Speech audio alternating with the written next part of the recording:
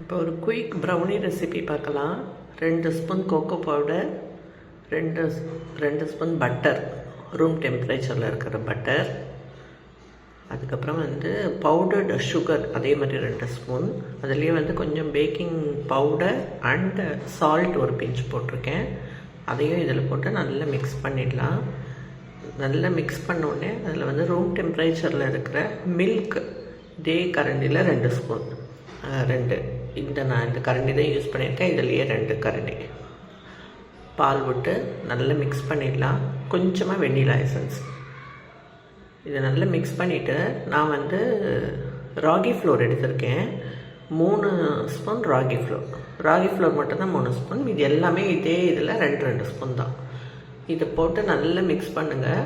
ராகி ஃப்ளோரையும் போட்டு நல்லா மிக்ஸ் பண்ணிவிட்டு டூத் பிக்கால் கொஞ்சம் குத்தி விட்டுக்கலாம். அந்த பபிள்ஸ் எல்லாம் அதில் ரிலீஸ் ஆகிடும். அப்படி இல்லைன்னா டிஃபன் பாக்ஸ் அப்படியே டேப் பண்ணிடலாம். டேப் பண்ணிவிட்டு மேலே உங்களுக்கு சாக்கோ சிப்ஸோ இல்லைன்னா ட்ரை ஃப்ரூட்ஸ் எது வேணுமோ நீங்கள் அதில் போட்டுக்கலாம். அக்ரூட்டும் போடலாம், எல்லாமே நல்லா தான் இருக்கும். இதை போட்டுட்டு நான் குக்கரில் தான் பண்ண போகிறேன். குக்கர் ட்ரையாக வச்சுக்கோங்க. ப்ரீ ஹீட் பண்ணிக்கோங்க 5 மினிட்ஸு. அதில் இருக்கிற மூடியில் இருக்கிற வாஷர் எடுத்துருங்க, வெயிட் எடுத்துருங்க. இதெல்லாம் எடுத்துகிட்டு குக்கரில் அப்படியே இதை வச்சுருங்க.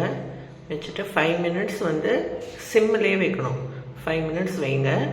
அதுக்கப்புறம் நீங்கள் எடுத்து பார்த்தீங்கன்னா தெரியும், நடுவில் மட்டும் கொஞ்சம் லிக்விடாக இருக்கும். அந்த மாதிரி ஊசியாக இருக்கிறது உங்களுக்கு பிடிக்கும்னா அந்த டைமில் ஆஃப் பண்ணிவிடுங்க. அப்படி இல்லைன்னா இன்னும் ஒரு 2 மினிட்ஸ் வைக்கணும். 7 மினிட்ஸ், கரெக்டாக 7 மினிட்ஸ் வச்சிங்கனாக்கா எல்லாமே ஈவனாக சாஃப்டாக சூப்பராக இருக்கும். ப்ரௌனி டக்குன்னு ரெடி ஆகிடும். பசங்களோட ஸ்கூல்லேருந்து வரப்போ ஸ்நாக்ஸ்க்கு நம்ம பண்ணி கொடுக்கலாம். அப்படி இல்லைனாக்கா ஸ்நாக்ஸ் பாக்ஸில் வைக்கிறதுக்கும் பண்ணலாம். மார்னிங் பண்ணால் கூட ரொம்ப குயிக்காக பண்ணிடலாம். கண்டிப்பாக இது மஸ்ட் ட்ரை பண்ணி பாருங்கள். என்னோடய சேனலில் லைக் அண்ட் சப்ஸ்கிரைப் பண்ணுங்கள், ஷேர் பண்ணுங்கள், சப்போர்ட் பண்ணுங்கள் ஃப்ரெண்ட்ஸ். தேங்க்யூ. Happy Saturday.